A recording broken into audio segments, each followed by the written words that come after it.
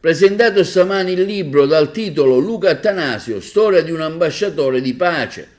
L'evento è avvenuto presso l'Auditorium Rosario Livatino del Consorzio Universitario Empedocle di Agrigento. Il libro, a firma del giornalista Mediaset Fabio Marchese Ragona, ha visto anche la presenza di Zakia Seddichi, moglie di Attanasio, ma anche del noto giornalista di TGcom24, il direttore Paolo Liguori.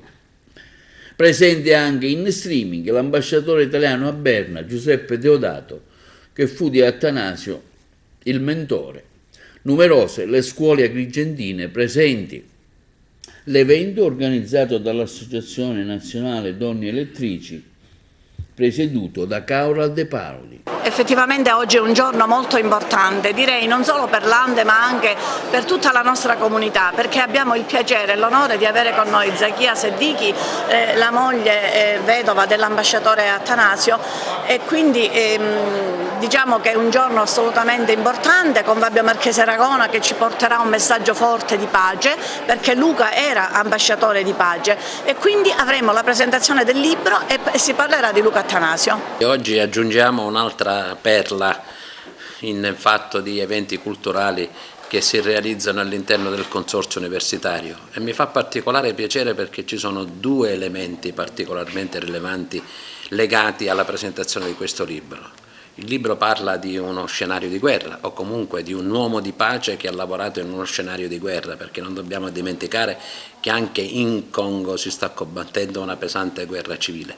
E poi il fatto che ci si rivolga ai giovani, rappresentando un modello che deve rappresentare un esempio di vita, non solo di attività, un uomo umile e buono al servizio dello Stato, che ha fatto del suo impegno lavorativo una missione di pace, di speranza e di carità.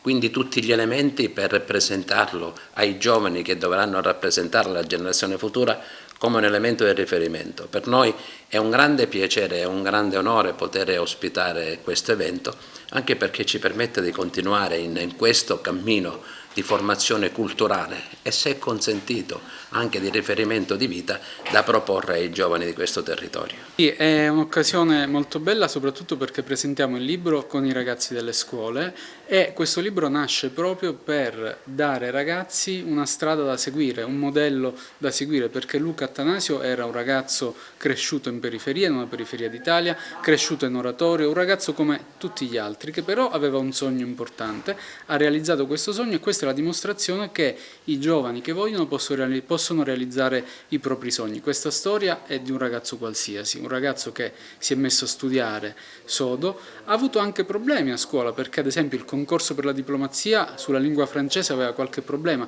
è stato bocciato per questo, però ha detto no, io voglio fare il diplomatico, studierò ancora di più francese, e poi in effetti ha superato il concorso e è diventato un diplomatico fino a diventare ambasciatore, che è un ruolo importantissimo per lo Stato italiano, e quindi si è messo al servizio dell'Italia lavorando in paesi lontani come l'Africa, quindi il Congo, la Nigeria e il Marocco. Lei è un giornalista che viene dalle nostre parti, diciamo, un conterraneo. Ecco, che effetto fa? Diciamo, lei è stato uno dei primi, forse il primo a intervistare il Papa, per questo, diciamo, è stata abbastanza bella l'iniziativa. Che ricordo ha di questo momento? Sì, per me è sempre bello poter tornare qui a presentare libri, a parlare del mio lavoro.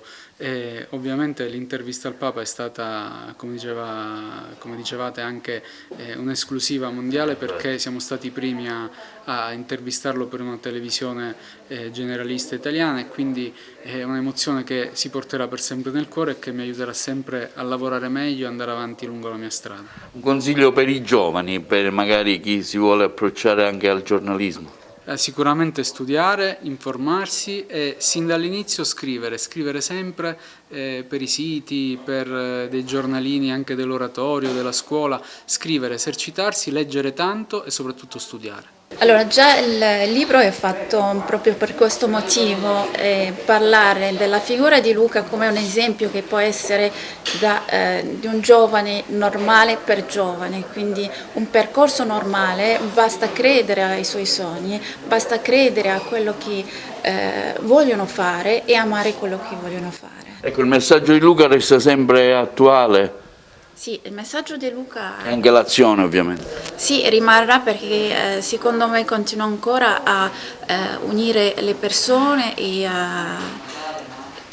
si sente questo, cioè, sta continuando a fare le cose in una maniera diversa. Quindi un bel esempio per i giovani da seguire. Cioè, un bel esempio per i giovani e tra l'altro un orgoglio sia per noi familiari che per l'Italia. È molto importante perché il libro è fatto da testimonianze di tutte persone che sono vissute e hanno lavorato con Luca Attanasio e ne viene fuori una personalità che secondo me è esemplare per i giovani di oggi, esemplare, e bisognerebbe anche pensarci, soprattutto in momenti come questi, quando c'è una guerra in corso in piena Europa e qua si parla di un giovane che per passione e per volontà è andato a rischiare la vita e poi a perderla in Africa perché ci credeva davvero a quello che faceva. I giovani devono credere in qualcosa.